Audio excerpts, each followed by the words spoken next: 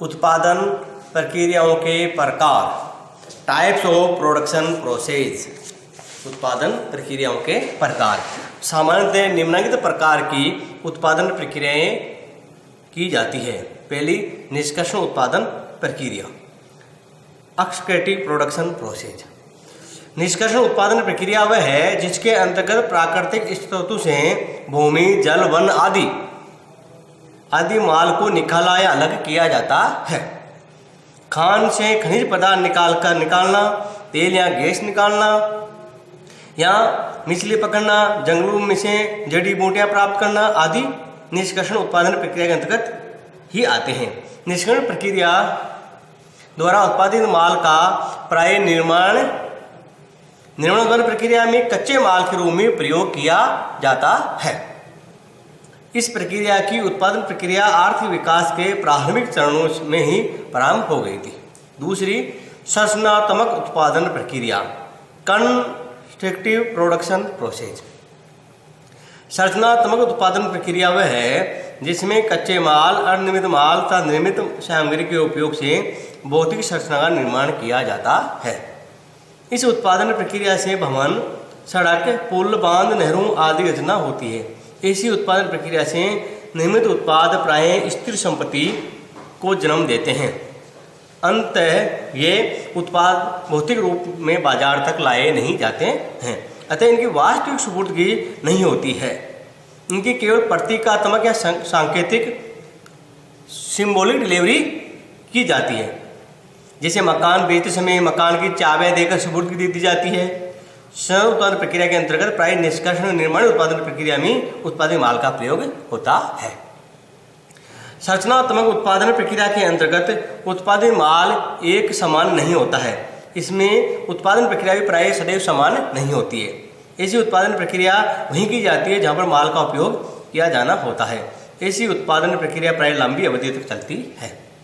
सेवा उत्पादन प्रक्रिया, सर्विस प्रोडक्शन प्रोसेस।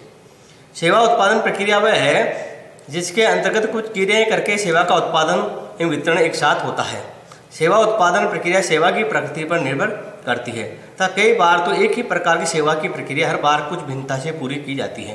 बैंक, बीमा, होटल, रेस्टोरेंट, परिवहन, ड्राईक्लीनिंग आदि इत्यादि में सेवा उत्पादन प्रक्रिया निष्पादित की जाती है, किंतु इन सब में उत्पादन प्रक्रिया में भिन्नता होती है, जिसे संक्षेप में आगे अपन स्पष्ट करेंगे। जैसे बैंक और बीमा में प्राय संपूर्ण उत्पादन प्रक्रिया कागजी कार्रवाई के रूप में पूरी होती है। इस कागजी कार्रवाई के शीघ्र एवं संतोषजनक तरीके से पूरी होने पर ग्राहकों को संतुष्टि मिलती है, जिसके लिए ग्राहक उन्हें भुगतान करते हैं। होटल, रेस्टोरेंट, होम होटल आदि में भी कोई माल दिया या लिया नहीं जाता है, बल्कि इनमें आने वाले ग्राहक कुछ वस्तुओं का उपभोग या प्रयोग अवश्य करते हैं, किंतु होटल, रेस्टोरेंट आदि इन वस्तुओं के उपयोग या उपभोग में अनेक सेवाएं उपलब्ध करके उत्पादन प्रक्रिया को पूरी करते हैं। ड्राईक्लीनिंग सेवा में सेवा की उत्पादन प्रक्रिया ग्राहकों के कपड़ों पर ही संपन्न की जाती है। इस उत्पादन प्रक्रिया के कारण ही ग्राहकों के कपड़ों की उपयोगिता में वृद्धि हो जाती है। परिवहन या कोरियर सेवा में उत्पादन प्रक्रिया माल या ग्राहक के अभिष्ट स्थान पर पहुंचने से संपन्न होती है। इसमें भी ग्राहक को कोई माल यात्री परिवहन की दशा में या अतिरिक्त माल परिवहन की दशा में नहीं मिलता है। केवल सुविधा और सुरक्षा से यात्री या माल को पहुंचाने से ही उत्पादन प्रक्रिया संपन्न हो जाती है। अस्पताल, nursing home, health club, beauty parlour, school, college इतने सेवा उत्पादन प्रक्रिया को संपन्न करते हैं। इनकी सेवा प्रक्रिया से इनके ग्राहक, रोगी, छात्र या नागरिक स्वयं के लिए अधिक उपयोगी नहीं बनते हैं, बल्कि समाज, राष्ट्र के लिए भी अधिक लाभदायक सिद्ध होते हैं। अब चौथी प्रक्रिया, निर्माण में उत्पादन प्रक्रिया, प्रोडक्शन प्रोसेस इन मैन्युफैक्चरिंग। सामान्यतः उत्पादन प्रक्रिया से तात्पर्य निर्माण उद्योगों की उत्पादन प्रक्रिया से ही लगाया जाता है। निर्माण कार्य में ही इतने कच्चे माल का रूपांतरण करके उपयोगी उत्पाद का निर्माण किया जाता है। इस उत्पादन प्रक्रिया में प्राय अन्य उत्पादन प्रक्रियाओं से उत्पादित माल का उपयोग किया जाता है। उदाहरण के लिए स्टील निर्माण प्रक्रिया में निश्चित प्रक्रिया से प्राप्त कच्चे लोहे का उपयोग किया जाता है। पेट्रोल रिफाइनरी की निर्माण प्रक्रिया में कच्चे तेल का उपयोग होता है। निर्माण उद्योगों में उत्पादन प्रक्रिया प्राय कई प्रकार की हो सकती है। निर्माण उद्योग में उत्पादन प्रक्रिया को निम्नलिखित प्रकार से वर्गीकृत किया जा सकता है। पहला, उत्पादन प्रक्रिया के आकार के आधार पर, उत्पादन प्रक्रिया की प्रकृति के आधार पर, उत्पादन की प्रणाली के आधार पर तथा उत्पादन प्रक्रिया की क्रियाओं के आधार पर। उत्पादन प्रक्रिया के आकार के आधार पर। आकार के आधार पर उत्पादन प्रक्रिया दो प्रकार की हो सकती है, लघु स्तरीय उत्पादन प्रक्रिया अथवा जॉब उत्पादन प्रक्रिया। इसमें किसी भी उत्पाद का उत्पादन ग्राहक की आवश्यकता अनुसार किया जाता है। ऐसी उत्पादन प्रक्रिया वाले कारखानों को जॉब शॉप भी कहते हैं। इसी अपन आगे के अध्याय में जॉब या इकाई उत्पादन प्रणाली शीर्षक में विस्तार से समझेंगे। दूसरा है वर्ग स्तरीय उत्पादन, लार्ज स्केल और मास प्रोडक्शन प्रक्रिया। वर्ग स्तरीय उत्पादन प्रक्रिया, इसमें अनेक इकाइयों का एक साथ उत्पादन होता है। इसमें भारी वित्तीय निवेश होता है तथा यंत्रों की सहायता से उत्पादन प्रक्रिया का संचालन होता है। इसमें भारी वित्तीय निवेश होता है तथा यंत्रों की सहायता से उत्पादन प्रक्रिया संचालन होता है। ये उल्लेखनीय है कि वर्ग स्तरीय उत्पादन प्रक्रिया तथा वर्ग स्तरीय कार्यकलाप या क्रियाओं में अंतर होता है। उदाहरण के लिए कागज की पेनों का उत्पादन वर्ग स्तरीय होता है, किंतु उसमें वर्ग स्तरीय क्रियाएं नहीं करनी पड़ती है। उत्पादन प्रक्रिया की प्रकृति के आधार पर। उत्पादन प्रक्रिया की प्रकृति के आधार पर उत्पादन प्रक्रिया निम्नलिखित 5 प्रकार की होती है। पहली, विश्लेषणात्मक या शोधन उत्पादन प्रक्रिया, एनालिटिकल प्रोसेस। इस उत्पादन प्रक्रिया में किसी एक कच्चे माल का विश्लेषण करके विभिन्न प्रकार के उत्पादों का क्रम से उत्पादन किया जाता है।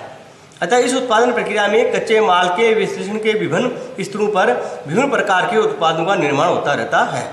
उदाहरणार्थ, कच्चे खनिज तेल का विश्लेषण या शोधन करके क्रम से गैसोलीन, पेट्रोल, डीजल, मिट्टी का तेल, कीटनाशक पदार्थों, तारकोल, ग्रीस आदि का निर्माण किया जाता है।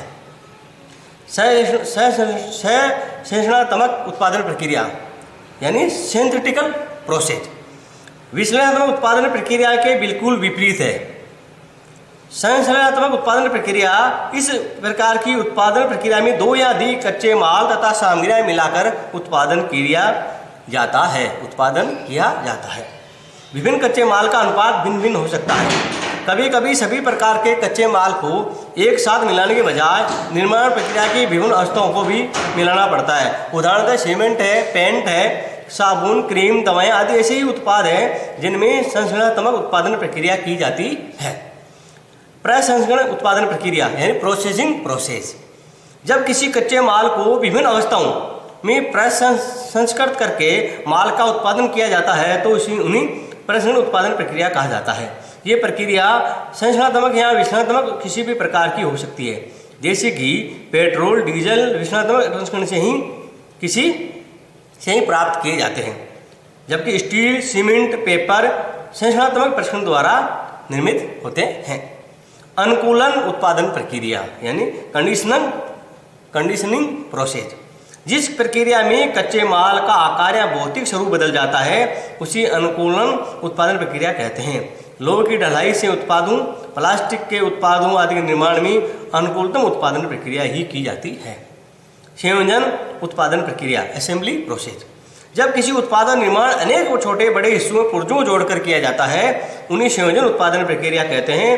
रेडियो, टीवी, घड़ी, स्कूटर, कार, कंप्यूटर, हवाई जहाज आदि उत्पाद संयोजन उत्पादन प्रक्रिया से ही निर्मित होते हैं। इस प्रक्रिया में अन्य उत्पादन प्रक्रियाओं से निर्मित उत्पादों का उपयोग किया जाता है। अब उत्पादन प्रणाली के आधार पर तीसरा प्रकार। कुछ उत्पादन प्रक्रिया उत्पादन प्रणाली पर निर्भर करती है। ऐसी प्रक्रिया 3 प्रकार की होती है जो मूलतः उत्पादन की प्रणाली के कारण जन्म लेती है। पहली, जॉब या इकाई उत्पादन प्रक्रिया। इसमें प्रत्येक इकाई आदेशानुसार निर्मित की जाती है, अतः ग्राहक अनुसार उत्पादन प्रक्रिया भी कह सकते हैं। जब भी कोई ग्राहक आदेश देता है तो उसी प्रकार उत्पाद का उत्पादन किया जाता है। उसी उत्पाद का निरंतर उत्पादन प्रक्रिया। इसमें उत्पादन दीर्घस्तरीय होता है। इस प्रक्रिया में यंत्रों का उपयोग होता है तथा भारी मात्रा में उत्पादन किया जाता है। अब है समूह या आवर्तक उत्पादन प्रक्रिया यानी बेच या इंटरमिटेंट प्रोसेस। इसमें माल का उत्पादन अलग अलग बैचों में किया जाता है, जैसे कि दवाओं के बैच, 2 बैचों के बीच उत्पादन प्रक्रिया में कुछ अंतराल होता है, अतः इसी आवर्तक उत्पादन प्रक्रिया भी कहा जाता है। इन तीनों प्रक्रियाओं को आगे अपन उत्पादन प्रणालियों के प्रकार शीर्षक में स्पष्ट करने का प्रयास करेंगे।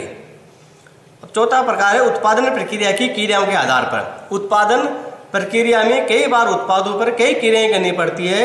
उन क्रियाओं के आधार पर उत्पादन प्रक्रिया निम्नलिखित प्रकार की हो सकती है। पहली, ढलाई तथा गड़ाई प्रक्रिया, कास्टिंग एंड फोर्जिंग प्रक्रिया प्रोसेस, कटिंग एंड मशीनिंग प्रक्रिया, भारी परिष्करण प्रक्रिया, ताप प्रक्रिया, झलाई तथा अन्य प्रकाश जोड़ने की प्रक्रिया आदि। इन प्रक्रियाओं से उत्पादन की अन्य प्रक्रियाओं को पूरा करने में मदद मिलती है।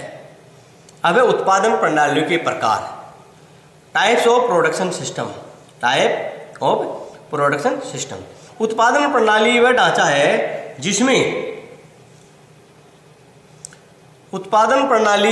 है जिसमें किसी संस्था में उत्पादक कार्यों को पूरा किया जाता है।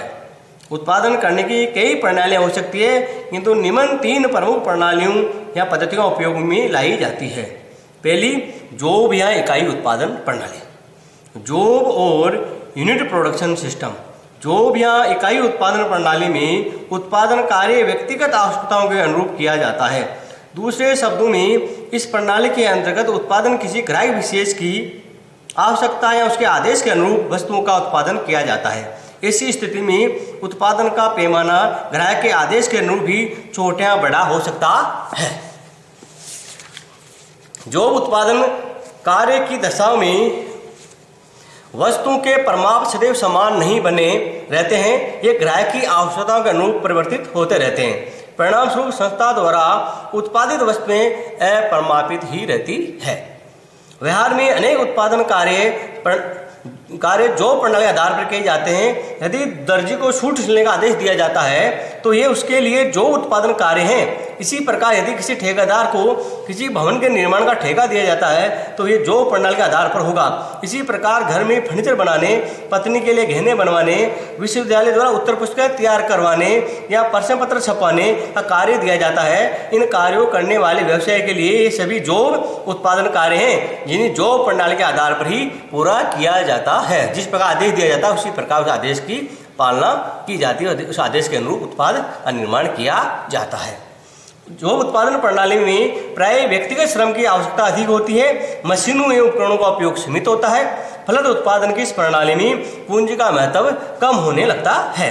जो उत्पादन कार्य संस्थाओं एवं एकाकी व्यक्तियों दोनों से ही प्राप्त किए जा सकते हैं, किंतु संस्थाओं में ऐसे कार्य प्राप्त करने के लिए प्राय टेंडर प्रणाली का उपयोग प्रचलित होता है। सरकारी कार्यों के जॉब कार्यों तथा पुलों, सड़कों, भवनों, फर्नीचर के निर्माण के लिए प्राय टेंडर आमंत्रित किए जाते हैं। निर्माता को टेंडर भरकर ही ये कार्य प्राप्त करने होते हैं। संक्षेप में उत्पादन प्रणाली की निम्नलिखित विशेषताएं कही जा सकती है। यानी जो इकाई उत्पादन प्रणाली में निम्नलिखित विशेषताएं होती है। पहली, इस प्रणाली में वस्तु का उत्पादन किसी ग्राहक विशेष की आवश्यकता या आदेश के अनुरूप ही होता है। दूसरा, इस प्रणाली में वस्तुओं का प्रमाणीकरण नहीं होता है। तीसरा, इस प्रणाली में वस्तुओं के उत्पादन में श्रमिकों की दक्षता का विशेषकर महत्व होता है। चौथा, इसमें उत्पादन प्रणाली में यंत्रों का उपयोग सीमित होता है। और पांचवा, उत्पादन की मात्रा प्राय सीमित ही होती है। और छठा, इस प्रणाली से उत्पादन करने में प्राय प्रक्रियात्मक या संयंत्र विन्यास अपनाया जाता है। जो उत्पादन प्रणाली अत्यंत सरल में छोटी होती है, इस प्रणाली में पर्याप्त लोच भी पाई जाती है तथा आवश्यकता के अनुरूप उत्पादन क्षमता को बढ़ाया भी जा सकता है। क्रमबद्ध या निरंतर या अविराम उत्पादन प्रणालियाँ, यानी क्रमबद्ध या निरंतर या अविराम उत्पादन प्रणाली। फ्लो टाइम और कंटिन्यूअस प्रोडक्शन सिस्टम।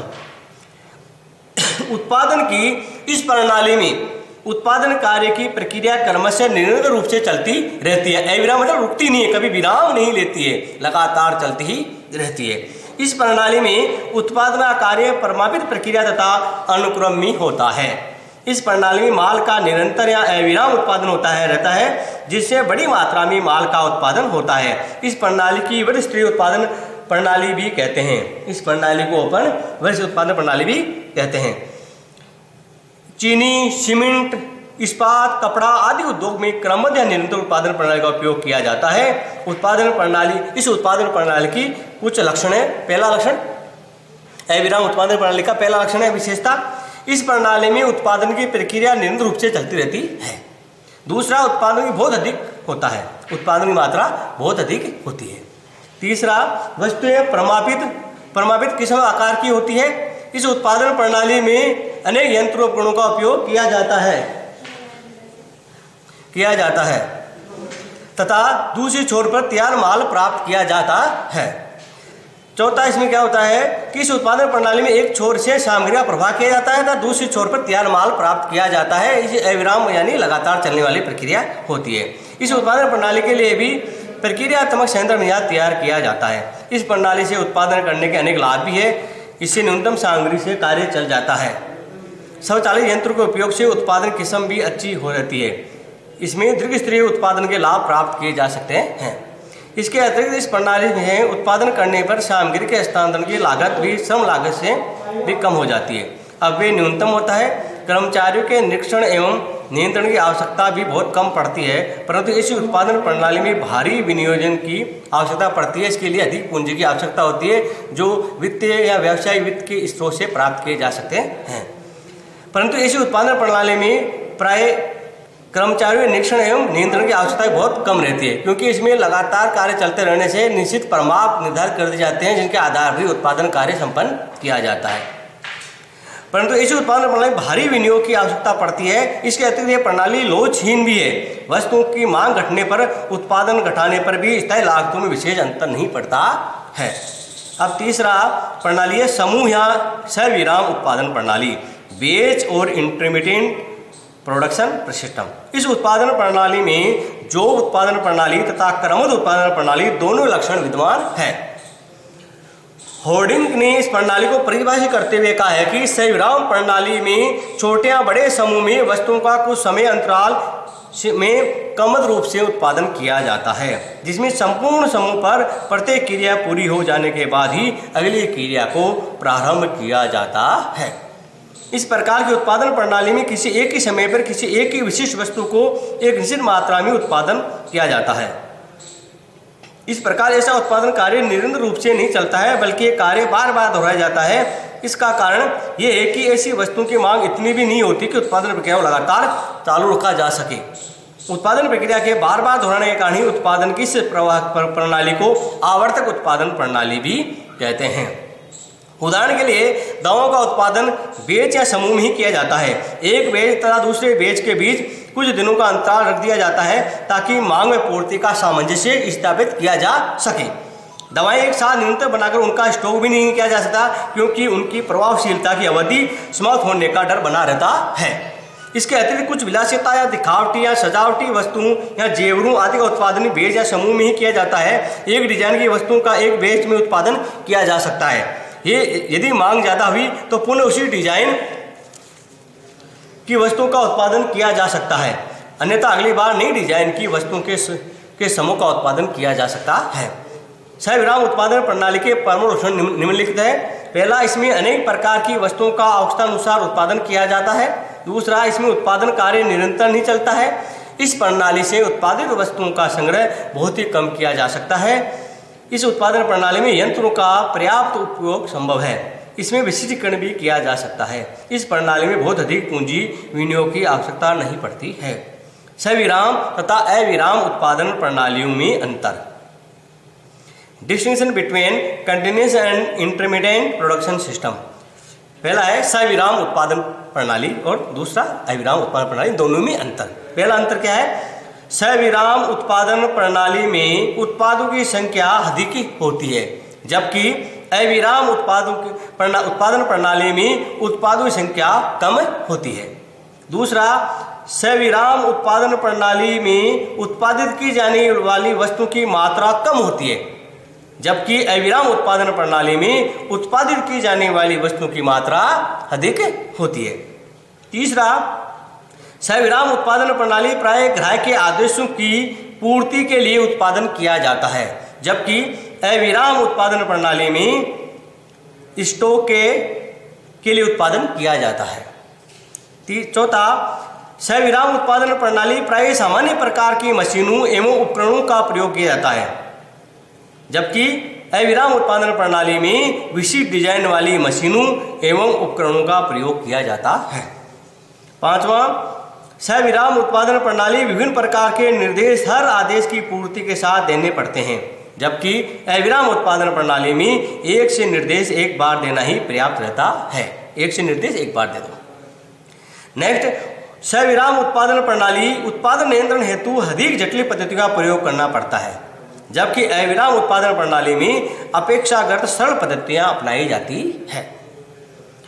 सविराम उत्पादन प्रणाली में उत्पाद या सेवा की प्रति इकाई उत्पादन लागत ज़्यादा होती है, क्योंकि ग्राहक की आवश्यकता के अनुरूप उसके आदेश के अनुसार उत्पादन किया जाता है, जबकि अविराम उत्पादन प्रणाली में प्रति इकाई उत्पादन लागत कम होती है, क्योंकि निर्धारित परिमाप के आधार पर अधिक माल का उत्पादन किया जाता है, जिसका स्टॉक भी रखा जा सकता है, उसकी मांग भी बनी रहती है।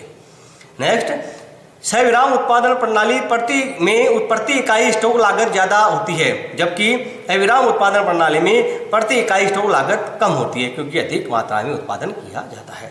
नेक्स्ट, सविराम उत्पादन प्रणाली में प्रति इकाई उत्पादन समय ज़्यादा लगता है, कारण कि उत्पादित वस्तु प्राय आंशिक पूर्णता की स्थिति में कई दिनों तक पड़ी रहती है, जबकि अविराम उत्पादन प्रणाली में प्रति इकाई उत्पादन समय कम लगता है, क्योंकि निर्धारित प्रक्रिया से उत्पाद का निर्माण कर दिया जाता है कि प्रमाणित निर्धारित रहते हैं प्रमाप, पहले से ही उन प्रमापों के आधार पर प्रमाणित वस्तु का निर्माण किया जाता है। नेक्स्ट, सविराम उत्पादन प्रणाली चल एवं गतिमान सामग्री के आंतरिक परिवहन में यंत्रों का प्रयोग किया जाता है, जबकि अविराम उत्पादन प्रणाली में अचल एवं स्थिर सामग्री के आंतरिक परिवहन में यंत्रों का प्रयोग किया जाता है।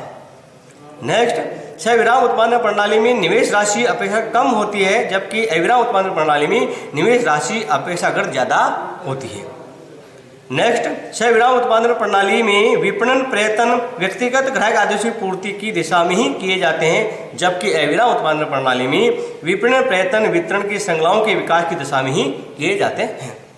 और नेक्स्ट और लास्ट, सविराम उत्पादन प्रणाली में प्राय उत्पाद प्रमापित नहीं होते हैं, जबकि अविराम उत्पादन प्रणाली में प्राय उत्पाद प्रमापित किस्म के होते हैं, जिनके आधार पर उत्पादन कार्य संपादित किया जाता है। इस प्रकार अपन ने आज उत्पादन की प्रक्रियाओं के प्रकार तथा उत्पादन प्रणालियों के प्रकार के बारे में अध्ययन किया है। कल अपन उत्पाद नियोजन प्रोडक्ट प्लानिंग के बारे में अध्ययन करेंगे। धन्यवाद।